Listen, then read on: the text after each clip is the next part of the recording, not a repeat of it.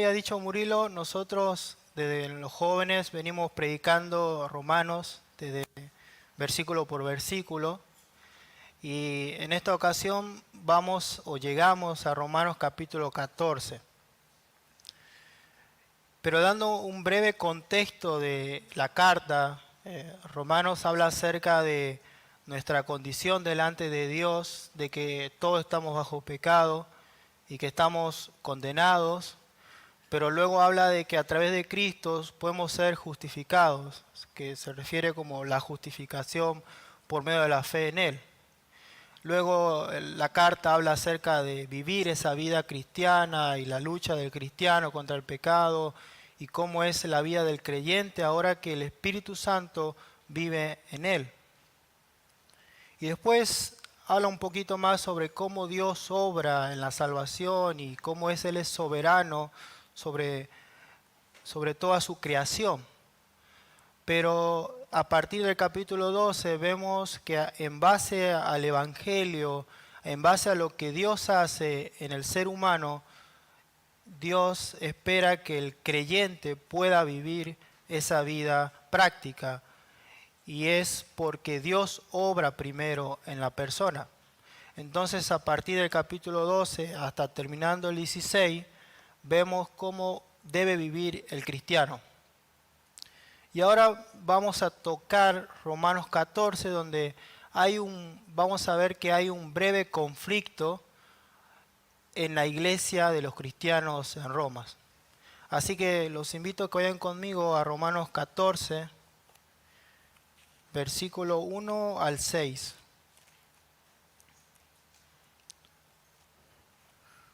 Seguro aparecerá atrás. Romanos 14, del 1 al 6.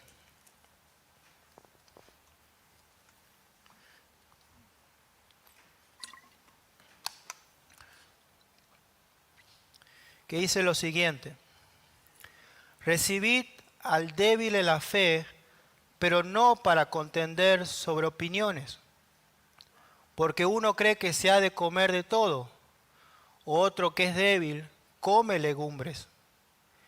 El que come no menosprecie al que no come. El que no come no juzgue al que come, porque Dios le ha recibido.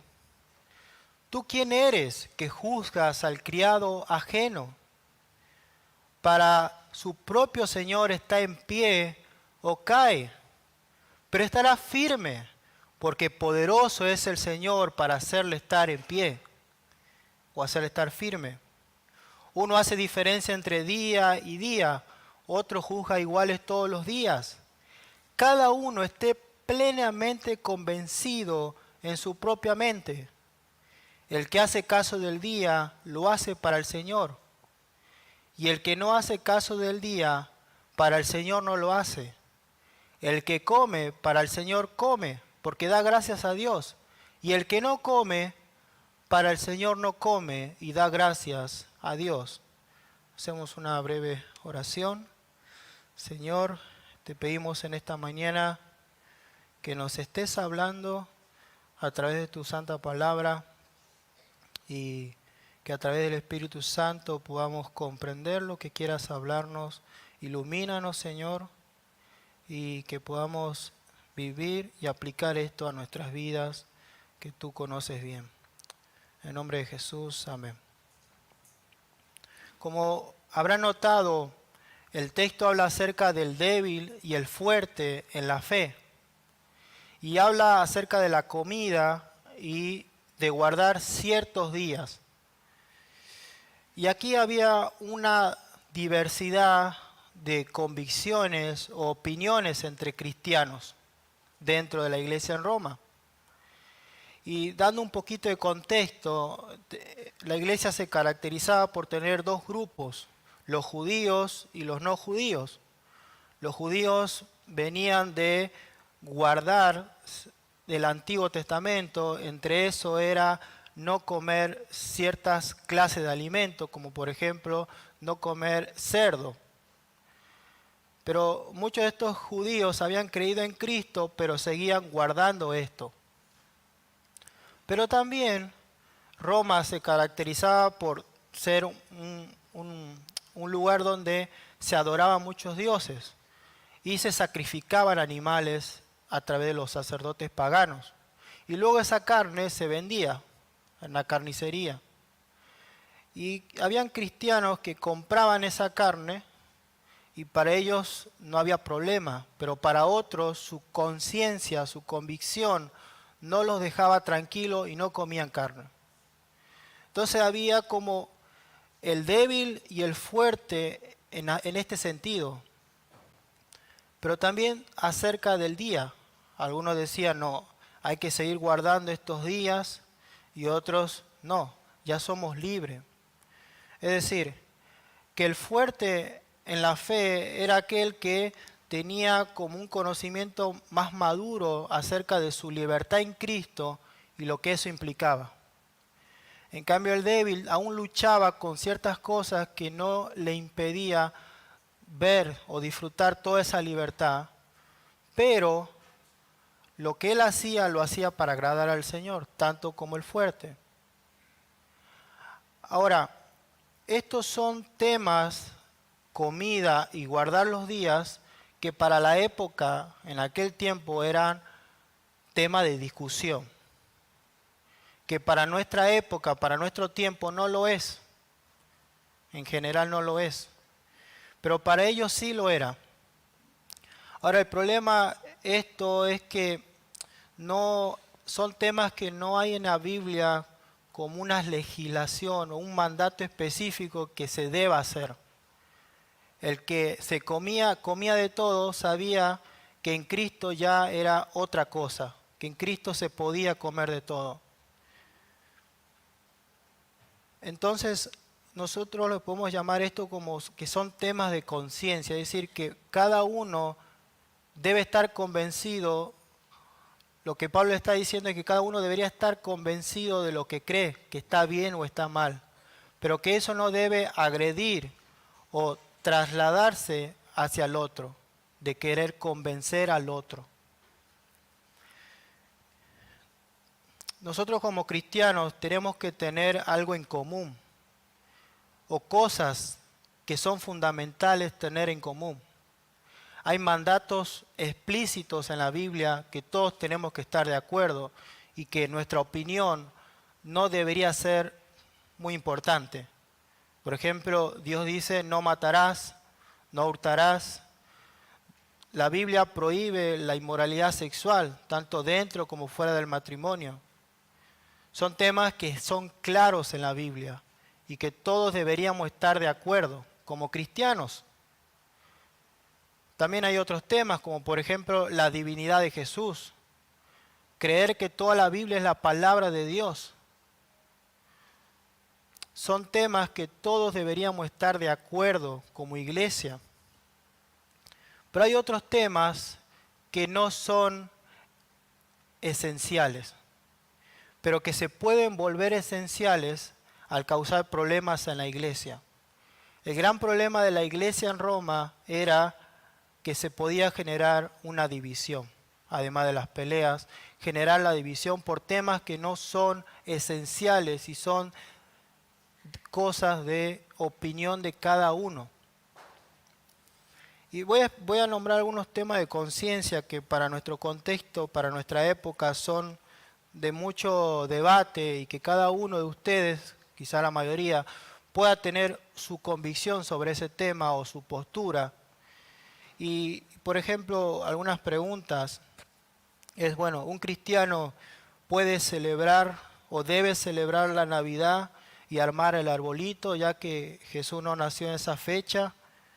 ¿Se debe hacer o no?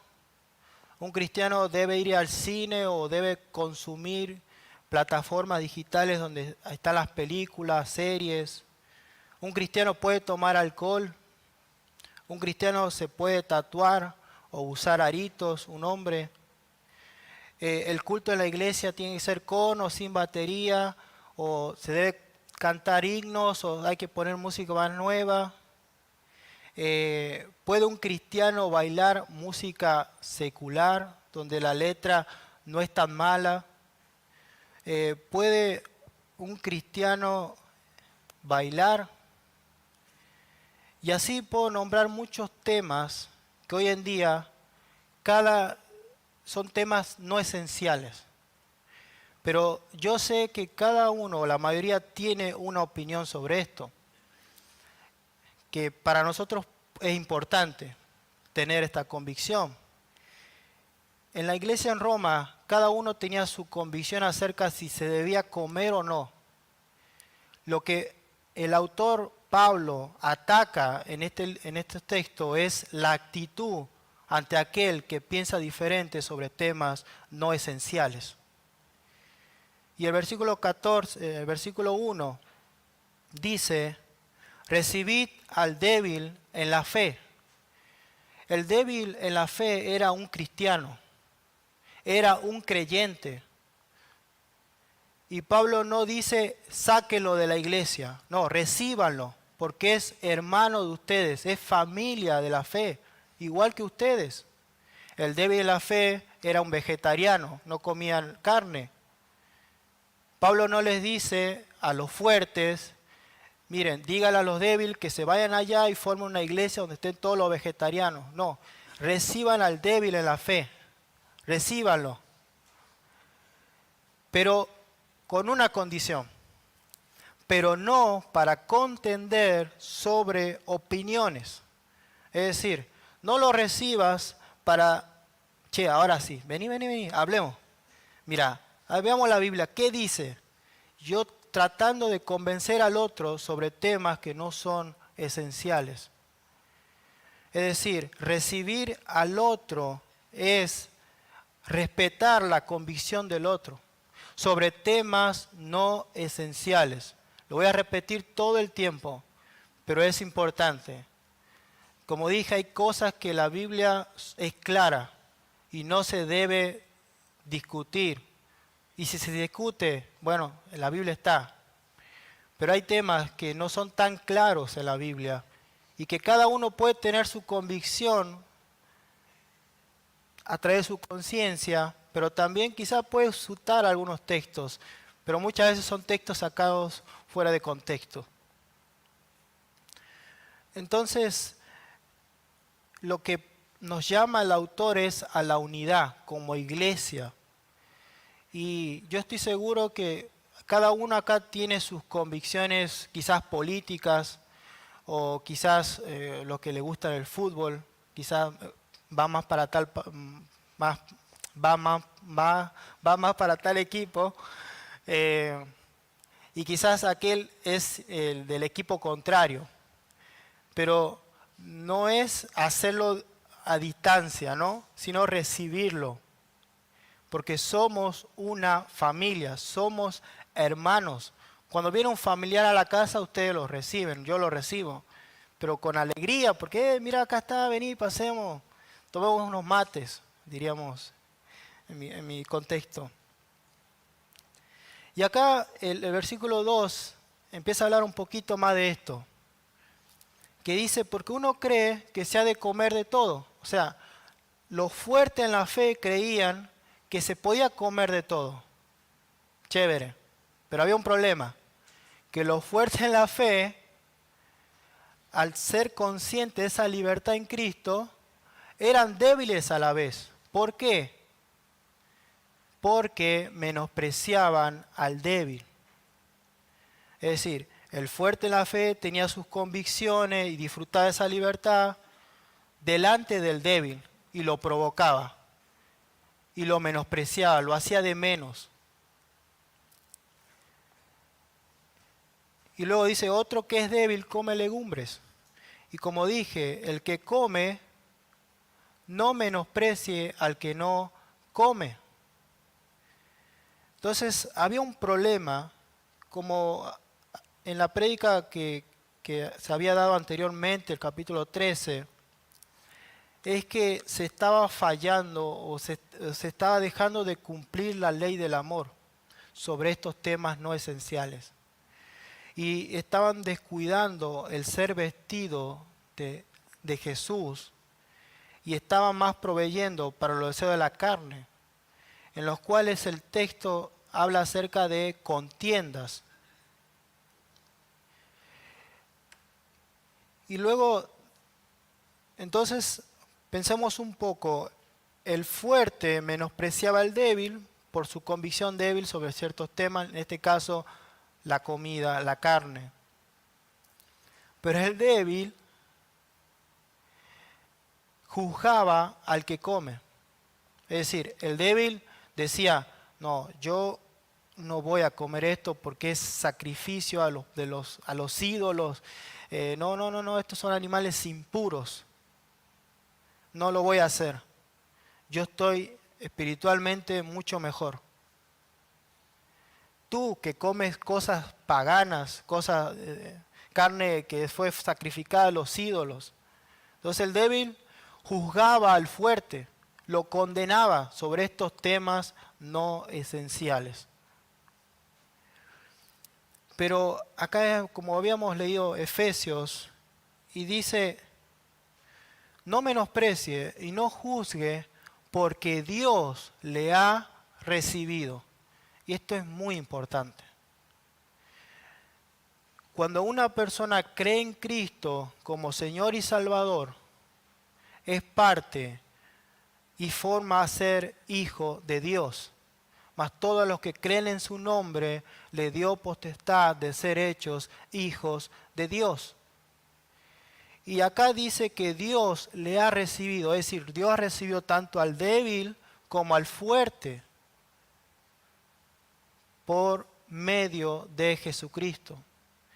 Es decir, lo que el autor está queriendo decir es, pueden tener diversas opiniones sobre diversos temas no esenciales,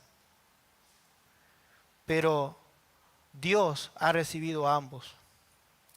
Dios ha recibido a ambos por su infinita gracia y misericordia. Y aquí el versículo 4 plantea y dice, ¿tú quién eres que juzgas al criado ajeno?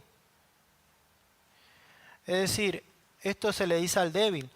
¿Tú por qué juzgas al criado, al siervo del Señor? Tú eres siervo igual que Él. Si Dios le ha recibido, tú no debes juzgar al siervo del Señor. Quiero aclarar acá que juzgar se refiere a juzgar sobre temas no esenciales. Es decir, este texto se puede sacar de contexto y decir, bueno, tú no me puedes juzgar porque la Biblia dice, ¿tú quién eres que juzga al criado? No. El texto prohíbe juzgar sobre temas que no son esenciales. Pero hay temas que son esenciales, fundamentales, que debemos juzgar con justo juicio, pero con amor y misericordia. Entonces, el versículo 4 dice, para su propio Señor está en pie o cae, pero estará firme. Es decir, va a estar firme, porque poderoso es el Señor para hacerle estar firme. Es decir, mira, tú que crees que eres fuerte y crees que el débil va a caer porque no tiene mucha convicción, no, el Señor lo va a hacer estar firme. Y tú débil, que crees que el fuerte se está exponiendo demasiado a caer, no, tranquilo, el Señor el Señor lo va a mantener firme. Esto es como, cuando dice tú quién eres que juzga, es como si yo fuera dueño de una tienda de bazar y tuviera mis empleados, y al frente hay otra tienda de bazar, y yo veo que los empleados ahí entran más tarde, salen temprano, escuchan música, y yo digo, no me gusta eso, no, eso no, ¿por qué hace así? Y yo voy y me cruzo al frente y le empiezo a decir, no, tú tienes que venir más temprano, tienes que salir a tal hora. Y el jefe de esa tienda me va a decir, pero ¿tú quién eres? Tú no eres el dueño aquí, tú estás al frente. Es lo que el Señor está queriendo decir aquí. Y luego el versículo 5 habla acerca de los días. Y dice, uno hace diferencia entre día y día, otro juzga iguales todos los días. Y luego dice, cada uno esté plenamente convencido en su propia mente. La conciencia es la capacidad de discernir entre lo bueno y lo malo. La conciencia Dios nos la da a todos. Pero la conciencia no es la última autoridad para el cristiano. No es la última palabra para el cristiano, sino que es la palabra de Dios. Nosotros debemos filtrar nuestra conciencia a través de la palabra de Dios. Pero hay temas, como dije, no esenciales, donde tenemos que filtrar a través de la palabra esas convicciones que tenemos, no esenciales, pero saber que al final mi conciencia va a determinar sí o no. Por ejemplo, el tema del alcohol. Yo vengo de un contexto cultural donde tomar alcohol, un contexto de iglesia donde es prohibido totalmente, no se puede. Pero aquí es diferente. Entonces a mí me enseñaron así, mi conciencia. Pero ahora yo tengo la libertad de tomar, pero mi conciencia a veces me acusa y no me siento tranquilo. Reconozco que soy débil ahí en la fe. Entonces no tomo.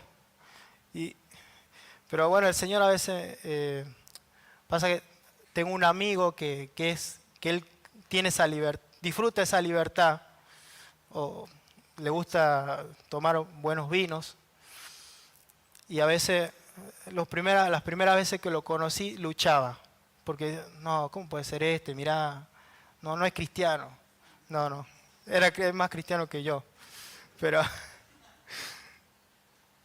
es esto, es que yo esté convencido de lo que creo. Si yo digo, yo creo que esto está bien,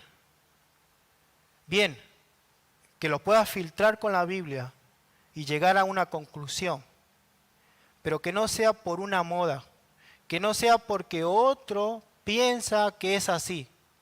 No, mira, aquel cree que no se puede. No. Cada uno esté convencido.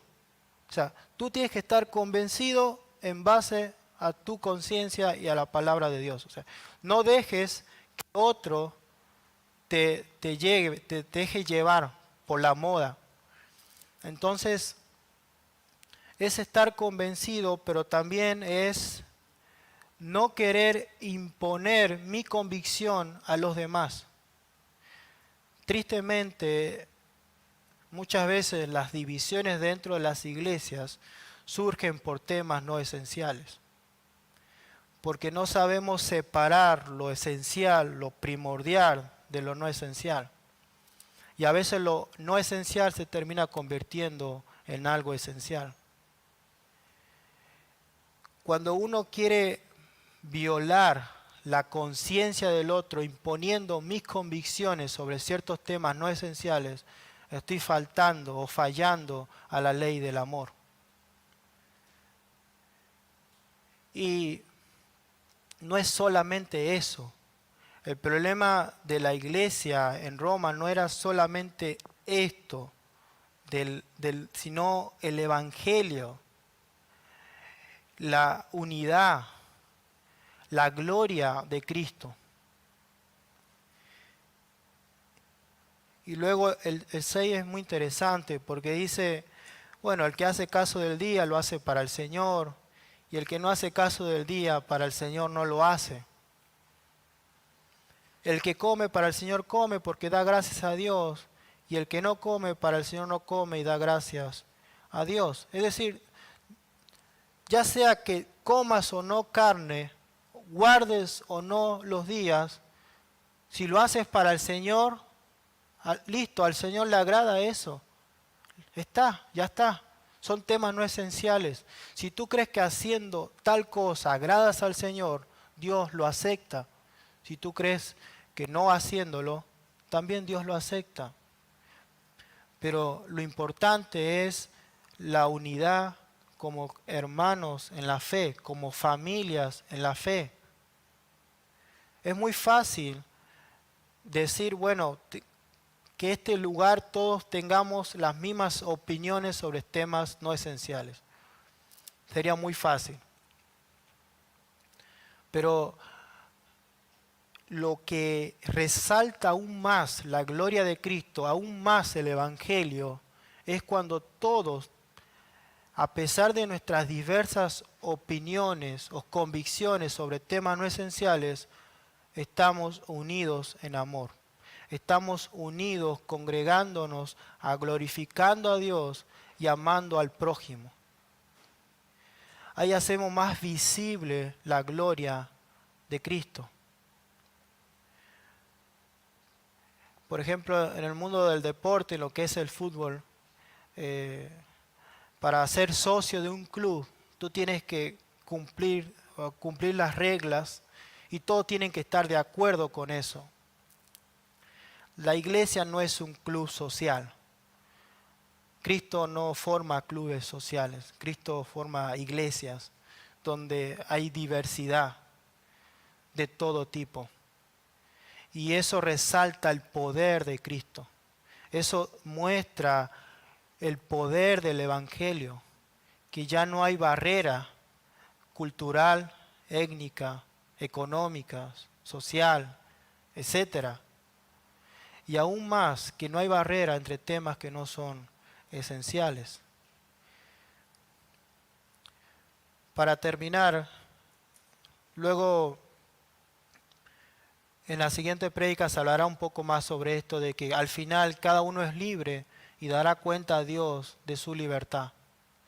Cada uno dará cuenta a Dios de su libertad y de su convicción. Y quizá esa convicción puede ser que haya sido la correcta o no, pero cada uno dará cuenta a Dios de eso. Oremos. Señor, te damos gracias en esta mañana por hablarnos a través de tu palabra. Te pedimos, Padre, que podamos respetar y amar a nuestros hermanos que quizás piensan diferente sobre temas que no son tan esenciales, que no son esenciales, que no afectan nuestra salvación, que no afectan tu palabra, que no afectan la salvación en Cristo por medio de la fe, pero que a veces nosotros lo hacemos muy grande.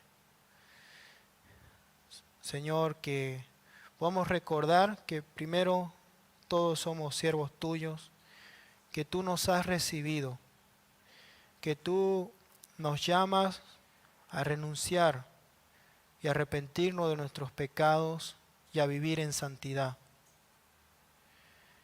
Y también nos llamas a poder vivir conforme a tu voluntad en lo que refiere a amar al prójimo, a respetar las convicciones de mis hermanos, que quizás son diferentes a las mías, y viceversa.